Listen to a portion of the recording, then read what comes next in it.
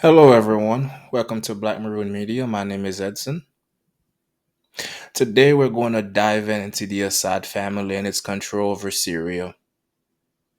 Bashar al-Assad took power in 2000 after his father Hafez has been in control since the 1970s. Jeremy Bowen with the BBC News has more on the family dynasty that was all powerful and ruthless against its enemies. Let's take a listen. Bashar al-Assad inherited the regime when his father Hafez died in 2000, who in 30 bloody years since seizing power had jailed and killed tens of thousands, anyone who threatened his rule. After he buried Hafez al-Assad, Syrians hoped Bashar, trained as a doctor in London, would reform and modernize the country. So did Tony Blair and other Western leaders. Blair went to Damascus in 2001. The President of Syria and Mrs. al-Assad. A year later, Bashar al-Assad and his wife Asma, who grew up in London, paid a call on the Queen.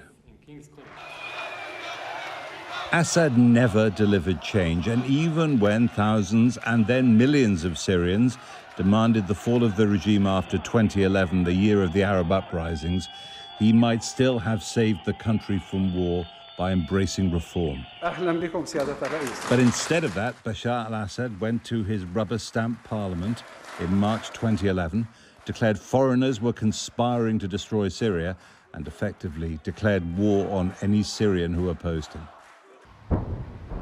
In the first few years of the war, we were able to cross into the large rebel-held areas of the Damascus suburbs from the regime side.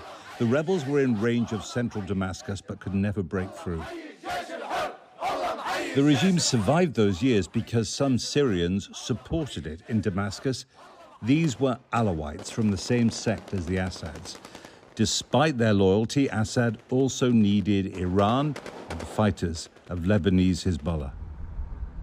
Syrian Christian militias fought for the regime against al-Qaeda rebels in the ancient town of Malula in 2013, augmenting the Syrian Arab army. For some Syrians, especially minorities, it seemed like a choice between Assad and the jihadist killers of Islamic State and other extremist groups. By August 2013, losing ground, Assad used chemical weapons against rebel-held suburbs of Damascus. It was a turning point in the war. The Americans backed down from a threat to bomb the regime.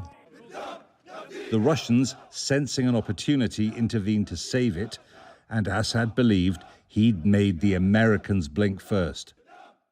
In February 2015, I had an exclusive interview with Bashar al-Assad. I asked him about bombing civilians. He was defiant, denied it, and even tried a joke. What about barrel bombs? You don't deny that your forces use them?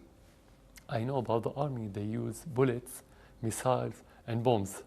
I haven't heard of army using barrels or maybe cooking pots. Large barrels full of explosives and projectiles which are dropped from helicopters and explode with devastating effect. There's been a lot of testimony about these things. They're called bombs. We have bombs, missiles, and bullets. A year later, the Russian Air Force had flattened the side of Aleppo held by rebels, a display of destructive power that sharpened President Putin's appetite to absorb Ukraine. Many of the rebels who lived here and in other enclaves were permitted to leave for Idlib province. In Idlib, they created the fighting force that has finally destroyed the Assad regime.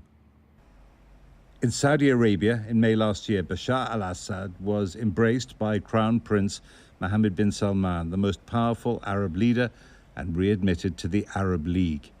Assad repeated the regime's old boast that Syria was the beating heart of Arabism. He must have hoped that rehabilitation was sealing his victory. Instead, when the rebels pushed out of Idlib, his regime collapsed in less than a fortnight. Jeremy Bowen, BBC News.